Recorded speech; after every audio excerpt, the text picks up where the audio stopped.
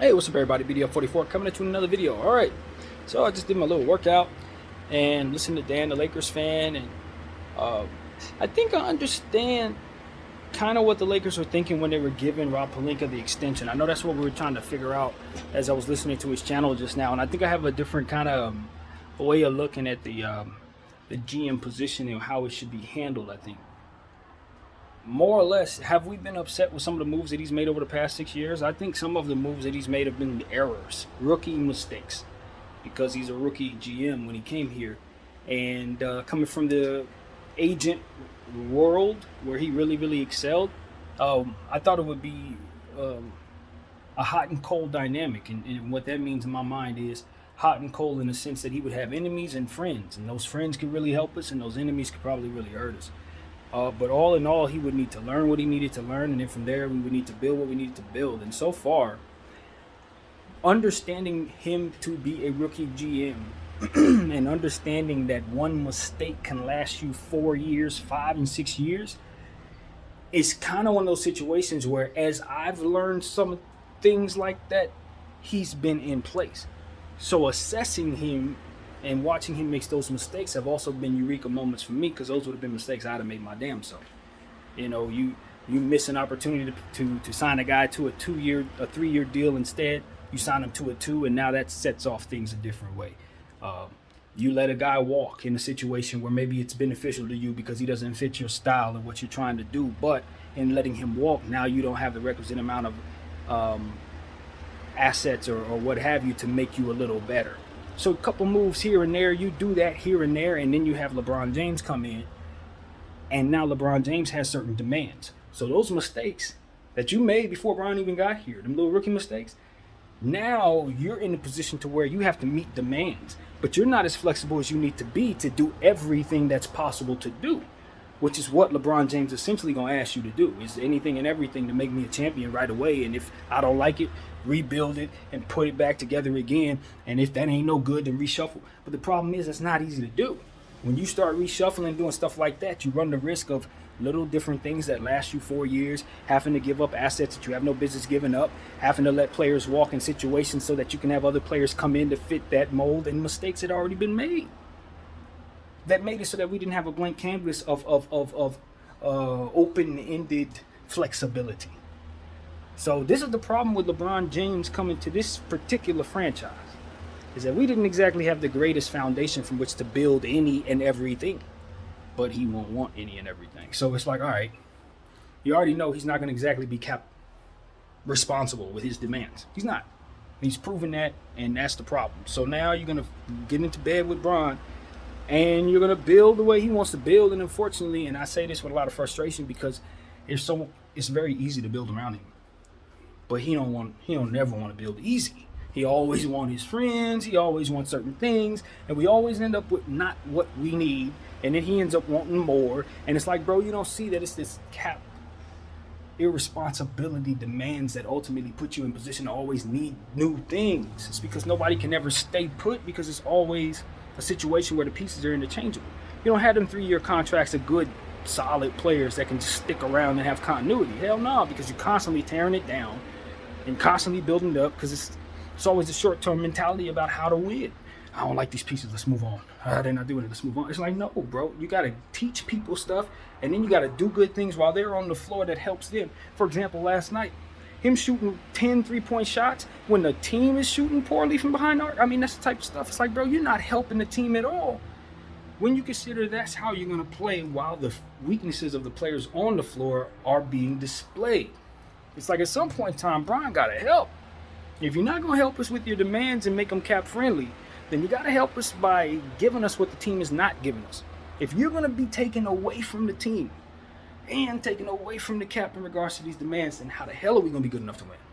And so that's why I'm not mad at Rob. Because when I look at Rob Pelinka, I say, okay, he made some rookie mistakes when he got here, and then he had an impossible demanding person who has cap irresponsibility demands on his head. How the hell do you ever get flexibility to do anything right? And most importantly, how do you ever get your vision in place? Think about it. A GM's whole point of view is to create a team that fits the vision of what he thinks can win. When the hell has Rob Pelinka ever had that opportunity? When he got here, we were a dumpster fire that needed fixing. We had bad contracts like Luol Deng and Timothy Mozgov and all kinds of other nonsense garbage that Jim Buss left for us to have as an anchor, just as a big FU to all of us for kicking him the hell out of here. Remember, that's what we're working from. He did that on purpose to stick it to his sister, and we're still paying for that now in terms of finally recovering after having paid off the Luol Deng contract, finally recovering after some of the mistakes that were made in the deals that were prior to Rob getting here. So you put a rookie GM in a situation where he had to recover assets. Then when those assets get in place, you get your Brandon Ingrams, you get your D'Angelo Russells, you get your Lonzo Balls, and then you don't keep them because you want to sell everything out to get a quick superstar situation because you want to fit LeBron's timeline. So where is his imprint? And then I hear about the players that he wants to bring in. You know, and I said it was hot and cold. He has friends, he has enemies, so we try to bring in his friends or whatever, use his strengths to our ability. Well, yeah, he's trying to bring in Buddy Hield. That's one of his guys. Have we gotten him yet? No. That's one of the dudes that he used to be manager over. So I'm like, if he's been trying to work on getting this piece here for 2 years, and we can't get him here for whatever set of 2, 3, 4, 5 reasons, then how is it his fault any of this is going on when the pieces that he's supposed to be bringing us, the very thing that he's supposed to be able to help us with, we can't even do because we have different demands. So my thing is, I trust that Rob Pelinka excelled in his previous position. And I understand what it is that I'm looking at when I assess Rob Pelinka's whole thing. And then what it comes down to is you need continuity with your GM position. You can't look at the GM position and say I'm going to interchange it like players and coaches, because the GM position is not a 1-year plan to begin with. It's actually an 8-year plan off rip, because everything you're doing has future implications. You're trading picks that don't touch you until 2027. You see what I'm saying? So how can I get rid of a guy who has an 8-year plan in year 3 and then bring in a new guy who's going to set a new plan forth for which is going to reset my timeline or continue his, for which can be very, very complex. You know what I mean? And so that's why you don't just kick out your GM, because the GM and what he's doing ain't about no 1 or 2 years. So if you have a short-minded way of looking at the GM position, you ain't never going to get off the ground. So that's why you encourage Jeannie to continue to stay put with the GM, and you continue to make him better by putting him in place to learn what he needs to know so that those mistakes don't get made. You don't get the GM gone. You make him better.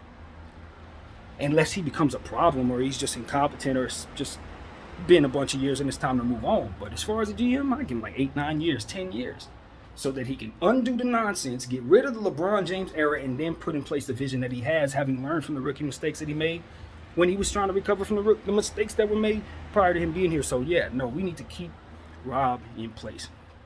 Am I in love with the team? No, but I know how we get to this point. I know why that player's there. I know exactly why that player's there, and I know why we don't have this guy or this guy or this guy. And it ain't Rob's fault. No, not when you consider he didn't have a blank canvas from which to start, and that is important. Now, if he had a team with a bunch of flexibility and a bunch of picks when he got here, then it's like, all right, how come we did this? How come we did that? How come we did this? But we did that because he was trying to pay off Luol Deng. He did that because he had that anchor of a contract to deal with in another situation. He had to do that because he's trying to meet LeBron James' impossible demands.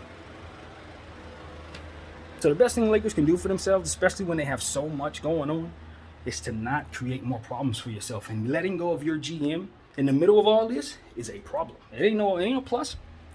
Letting go of Rob Pelinka assumes that he wanted the players that he ultimately landed with.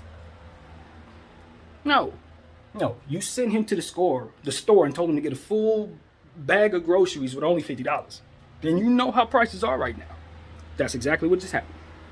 So for the $50 that he spent, for what it is that he had to put together and what it is that's working against him, I say he did pretty good with the $50, and that's the point. Not only do I understand that he had $50, but he was also told to go to that store, that store, that store, that store, that store, that store, that store, and didn't have a lot of gas money either. You understand what I'm saying? Boy had to do it on a bike. So trust and believe my metaphor describes exactly what he's been working against. So while I haven't been in love with some of the choices of players, I think with the $50 he could have did better. I say he did about a B+ as opposed to an A+. That's really how I'm looking at it. That's exactly how I'm assessing it. Could he have done a better job? Yeah, there are stellar ways of doing the job. And he's learning. So that's kind of what it is. What ends up happening is, though, I'll tell you the truth. You end up firing Rob Pelinka, he gets a job somewhere else and does a better job there because he's learned all the lessons from here and has a better situation, right? Because they probably ain't going to have the issues we have. Plus, they'll probably have picks. And then on top of that, what you'll do is bring in another GM who's going to have to work with the very little $50 that he had on the bike and all that. Will he do a better job? I don't know. Are you sure he's going to do a B-plus job? Dude might do a B-minus job under those circumstances. Don't play around. Does he have the connections as Rob Pelinka? Does he have James Harden on speed dial? Probably not. Maybe. I don't know.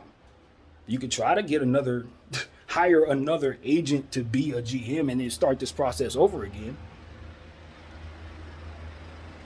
No. Unless you can hire Masai Ujiri or somehow get one of these hotshot guys, homie in Golden State. And even then, once you get them here, do you have the deep pockets like Ballmer? Do you have the deep pockets like, obviously the guys up in Golden State? Not necessarily. So what do you actually need? Not someone who can do a great job with a endless amount of money, because that's a different job. You need somebody who can do a lot with a little. Someone who can work with that $50 consistently, because that's all you're going to be giving any GM. And this guy did a B-plus job with the $50. You might want to hold on to him. So that's what is needed to understand. What did he come into? How has he been working? The mistakes that he made, was he responsible for not making those mistakes, or was this the first time he's ever had this type of job? First time he's ever had this type of job, baby. But if you're not preparing for certain mistakes that are going to last you 5 and 6 years, then you are hiring the wrong person to begin with, and you're going to have more trouble than you want. So all of this comes together for this being a sound decision in extending Rob Pelinka. Even though we don't love the roster, we're not confused about whether or not he wanted these players. Hell no, he want them dudes no more than we did. It's just what he could afford. So that is what the truth is. And how do you put yourself in a position to afford more? First of all, you got to make sure you finish all of this off the right way. You didn't do all that you've done to cut it off at this point, because if you were going to cut it off, you could have gotten more if you would have cut it off sooner. So you go all the way through with this LeBron James tenure, and you throw in the 2 picks if it makes sense to do so, and you assess that as it comes along. It still makes sense to me, and hopefully we can get something going for ourselves. But that's what it is, man. You don't get rid of the GM. It's not like you're going to pick him up like he's a different player. You know what I'm saying? That's not how that works. It's not like even a coach where you can just pick him out of a line. No. This is a very sensitive job that requires a lot of understanding, and one little mistake will set you back years and years and years, and it's very easy to make a mistake like that, especially when you're not assessing talent properly, which is very easy to do because everybody's lying about what they can do. So keep in mind, you want an agent in place and a shark who understands that too. He does. So that is why you keep him around. So, plus Kobe co-signed him, so that gives him a little more rope than most for obvious reasons. So, that's why you keep Rob. That's exactly why you keep Rob. B-plus job as a rookie with adverse circumstances and very little to work with. Yeah, that's what we need. So, I would like to see him do an A- job, A+ job going forward and picking players and all of that other stuff and finding better quality pieces for what it is that we need. Maybe instead of going after Damian Jones, you make sure that's Otto Porter Jr. You know, that kind of thing that fit more so what we need at those same price targets. That's kind of what we need him to do better. But other than that, if you think the players are going to be of higher quality based on what it is he's working with, nah, they're not. They're going to be the same quality players, maybe fit a little better, but what we're working with, this is what you're getting. You got Damian Jones, you got Walker, and you're going to make the best of it. And if you want to do better, you know what you have to do. You know what you have to do. There are 3 players on this team that's eating up all the salary, why the rest of our team isn't that good. LeBron James, Anthony Davis, and Russell Westbrook. If you want your situation reset, you got to move those guys. If not, you're going to be as good as they take you. Period. Video 44. Thank y'all for watching.